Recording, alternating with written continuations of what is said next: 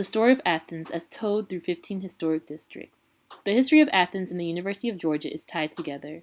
In 1785, the wheels start turning for UGA to become a state-chartered school. It stays a mere paper dream until 1801, when John Millage buys land from Daniel Easley. Most of the land is sold off to raise money, creating two historic districts, Deering and Henderson. Athens is officially incorporated in December 1806. One of the historic neighborhoods, downtown Athens, becomes important for its role in the commercial development of Athens. It is joined by the almost simultaneous development of Cobham, one of Athens' first suburbs. From 1885 to 1930, streetcars become a phenomenon in Athens that boosts the creation of four streetcar suburbs that are now historic districts: Boulevard, Buena Vista, Miller's Circle, and Woodlawn. Streetcars allow workers to live outside the inner city while still having connections to it. The Southern Manufacturing Company, one of the largest cotton mills in the region, builds worker housing in the Boulevard area. Buena Vista's Heights develops at the same time, while Miller's Circle and Woodlawn are built in 1915. The Civil War helps Bloomfield make their stamp.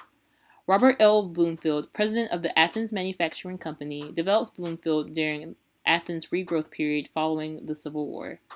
His son-in-law, Major John E. Talmadge, a wholesale goods merchant, follows in his legacy.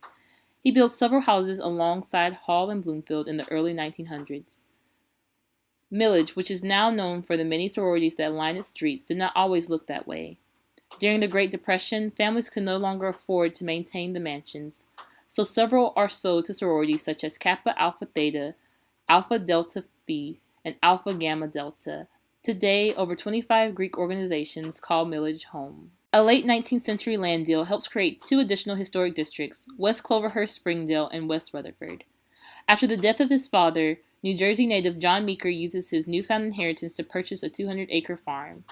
He sells a portion to Henry Hull Carleton, who was a physician, lawyer, congressman, and owner of the Athens Banner-Herald during his lifetime.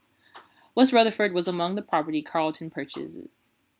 Reese is the first black neighborhood in Athens in 1868. It houses many black schools, including the Knox Institute and Industrial School, which becomes the first black high school to be accredited by the Accrediting Commission of UGA. Reese also has the oldest black church in Athens, the Hill First Baptist Church. The 2000s brought unwelcome changes to the community. Student Greek groups further contribute to the erosion of the historical legacy of Reese. Property owner Gamma Partners, LLC, a private investment group associated with Kappa Alpha fraternity, demolished two of Reese Street neighborhood's historic dwellings in February 2008.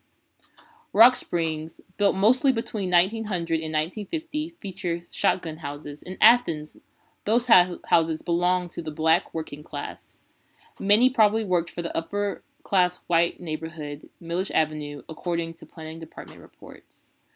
Castelia, which is one of the youngest districts, area of significance stretches from 1935 to 1964. It only recently received a historic distinction this summer alongside Miller's Circle.